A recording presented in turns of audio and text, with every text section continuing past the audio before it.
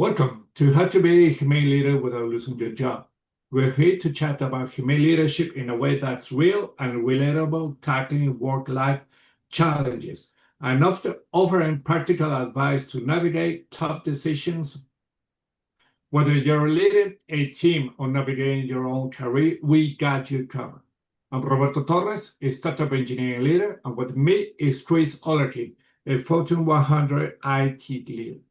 We'll dive into the real-world stuff, share experiences, and offer guidance on leading with compassion while keeping your career on track.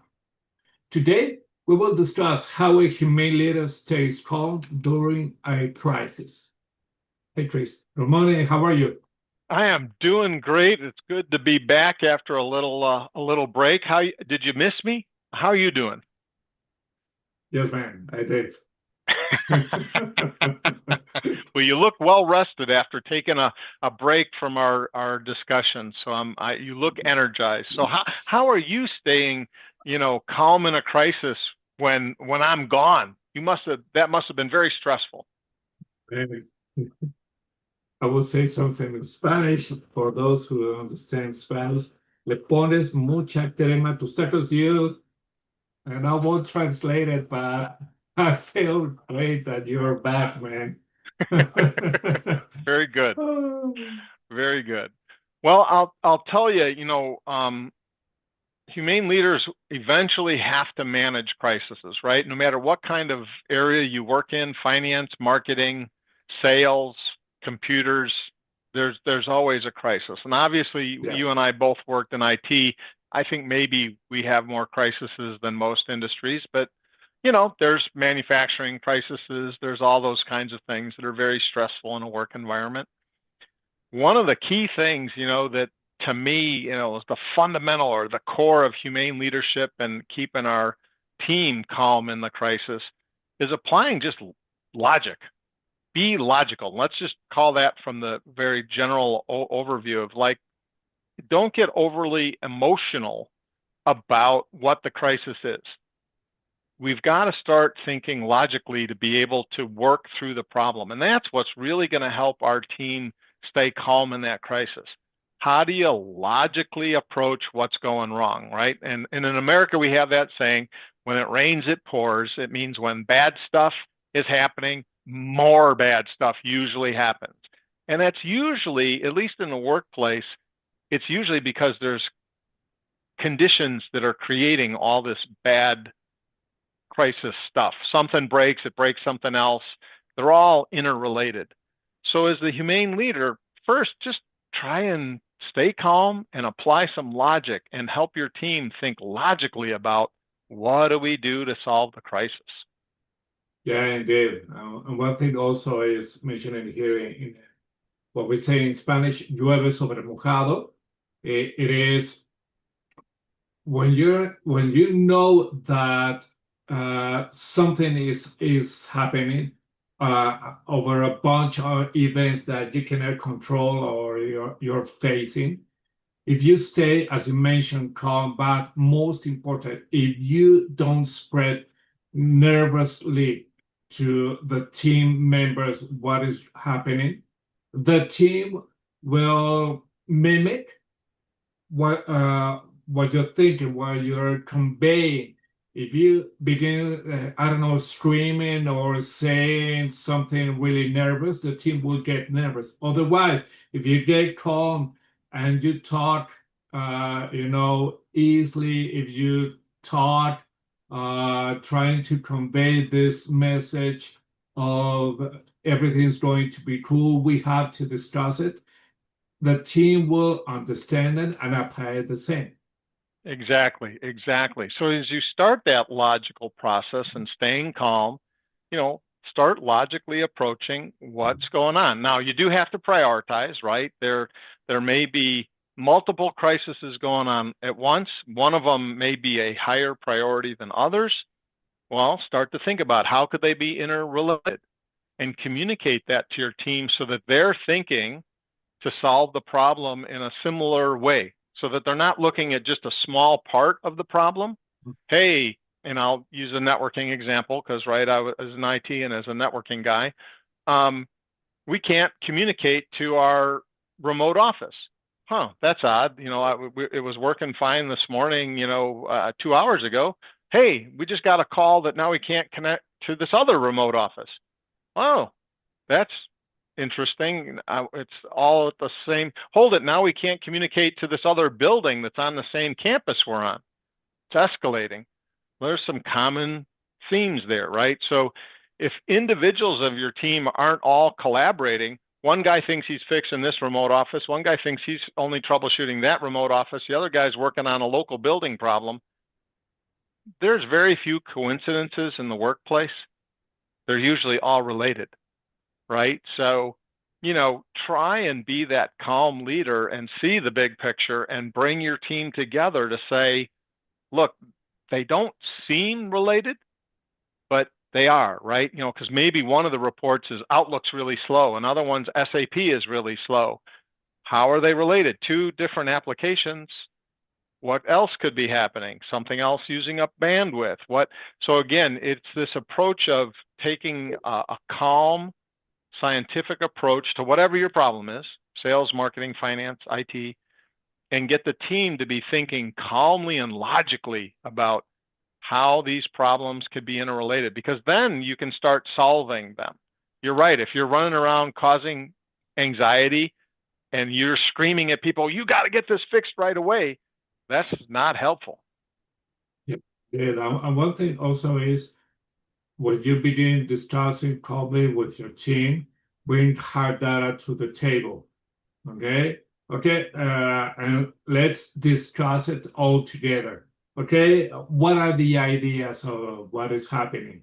And let people talk and discuss. Maybe there will be, as usual, some people who will raise their hand. Hey, I have this idea, but try to ask them to everybody.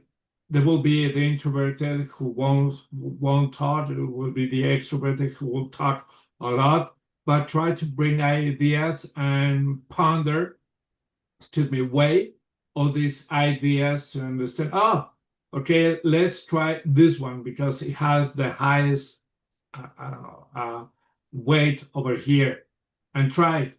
Did it fix the problem? No, let's go to this next one, and then yada, yada, yada, until maybe you find the answer. The thing is, when uncertainty happens, many people doesn't know how to react.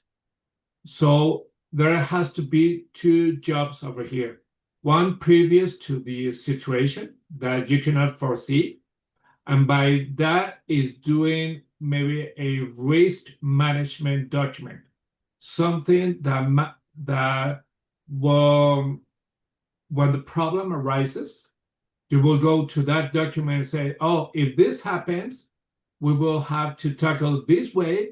These team members are going to do it, and let's face it. But if you're facing that situation right now and you didn't create that document, well, the second thing is, as we spoke, you got to get calm. You had to discuss with the team members whether they had data, there are different options and different paths, and discuss it and document it because it's really important. So everybody won't be thinking about something and maybe redoing it again because you didn't document it. It's really important. So no, it's not that you had to assign someone to do it. Maybe you do it, and from that you will set the path in order to get this problem solved. Yes, and in staying calm, you mentioned something very critical about documenting and verifying it, because in staying calm as a leader and making sure your resources are working efficiently, it's verifying the facts. So in many crises, lots of hearsay begins. Hey, I heard that finance can't do this, or I heard that marketing can't do that, or I heard manufacturing. Well, heard and verified are two different things, right? You may have heard it, now go verify it. Hey, manufacturing cannot get into SAP. They're in the warehouse that's here at the campus. Hey, I heard that sales can't get to this other different application. Did you verify? Yes, sales in our remote office number one cannot get to that application. Then those are facts, right? And it's back to that logical thinking. Calmly confirm the facts, not hearsay, confirm their facts, and bring that to the team so that your troubleshooting is based on facts. I've seen a lot of teams waste time on I heard, right? And that heard wasn't actually factual based. It was a person's misunderstanding of the situation who told somebody else, who told somebody else, who finally told the IT person, right? And the story's all mixed up and it's not the facts. And now that leads you down a path, wasting time troubleshooting, right? And trying to solve the crisis. So being able to stay calm as that leader and say, tell me the facts. What are your evidence? What did you personally see, discover, test, prove? Because now you're doing your troubleshooting, your crisis management based on facts. So if you don't have the plan, like you said, like maybe a disaster recovery document or something to that effect, you can approach kind of building that disaster recovery plan logically with your team, because slow and steady is going to win this race. If you send your team off false paths trying to solve things that aren't really the root cause of the problem, your crisis is going to get worse. Then your executive leaders above you are going to come down screaming at you because they may not be humane leaders, right? They may be the type of leader is going to, hey, why isn't this fixed, Roberto, right now? I need this fixed right now. And he's going to stand in front of your doorway with his arms crossed, scowling at you until you've got it fixed. Nobody wants to work under that kind of pressure, right? Those are bad bosses. We want to be humane leaders. Yeah. And humane leaders think about these things very, very logically. Yeah, indeed. Those kind of bosses are the ones who will pound you. So we're trying to avoid this. Also, I think that when a crisis happens, I think the easiest solutions sometimes are the best solutions. Let's try not to overthink what is happening, If we have this problem and suddenly, or by many different train of thoughts, we manage to fix the solution ourselves, our team, it doesn't matter.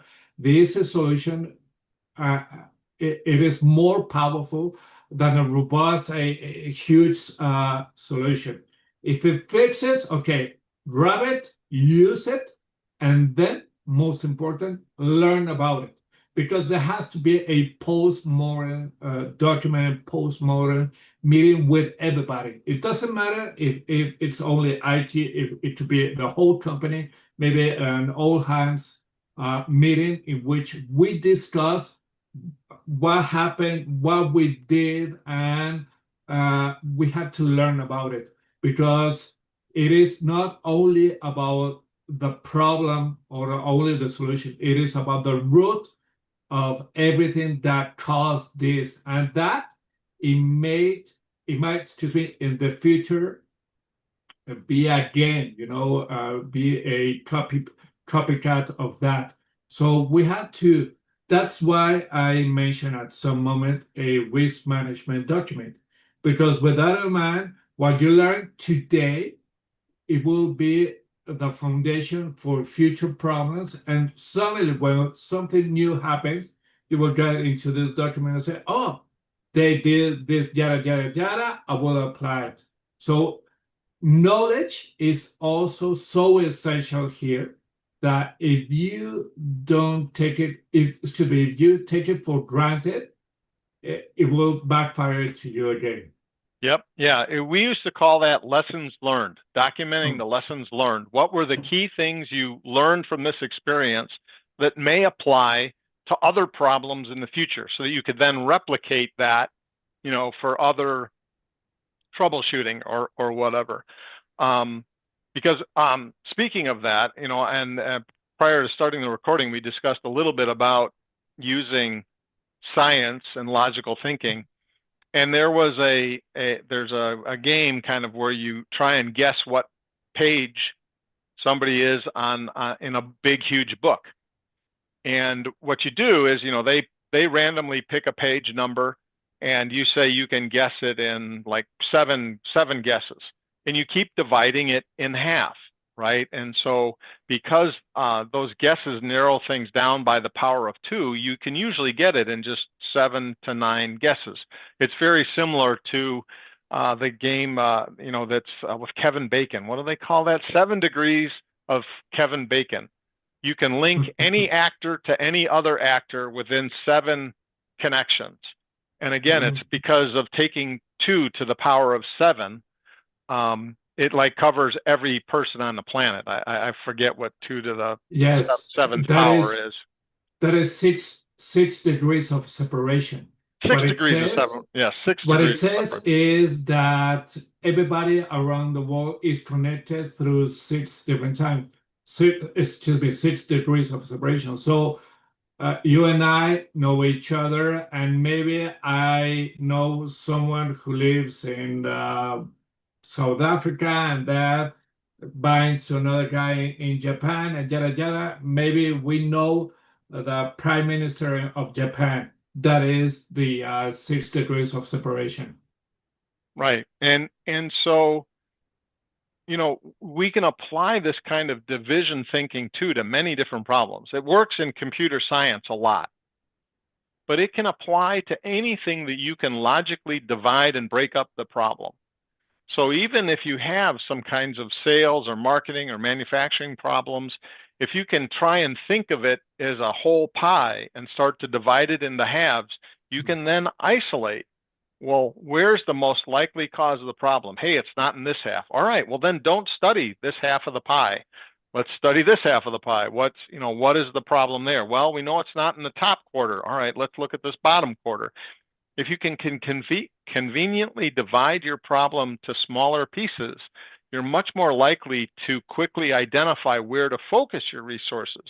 So again, applying this kind of calm, analytical view of your problem solving can really help your team think calmly, right?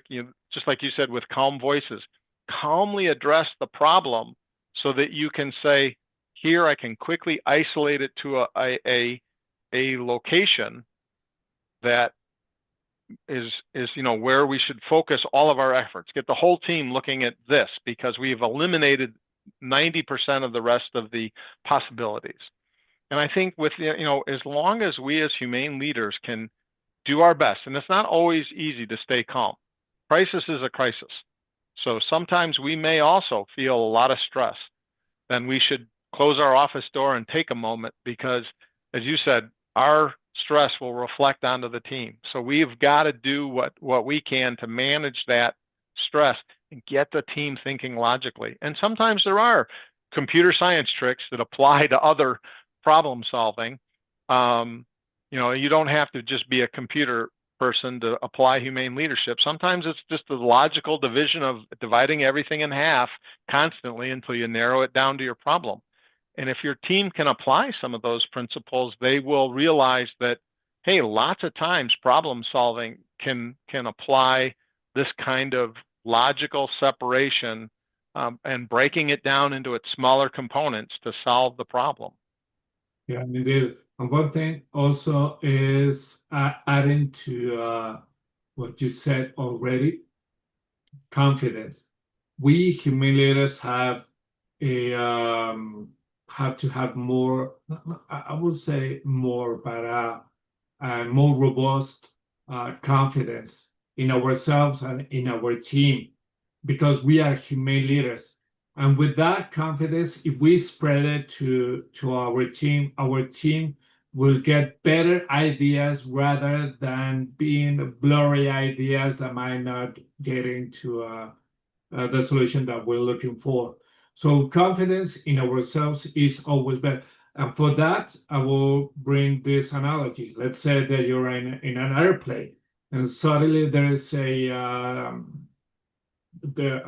I don't know how to say, but this oxygen mask there is suddenly a change within the airplane, and suddenly this oxygen mask got into ourselves. So what we had to do and what the instructions are, if you go with a miner, you have to first put on the oxygen mask to yourself and then put it on onto the miner. that happens the same with our team. We have to get our confidence ourselves and then to our team members, because otherwise it will be, in this case, oxygen depleted.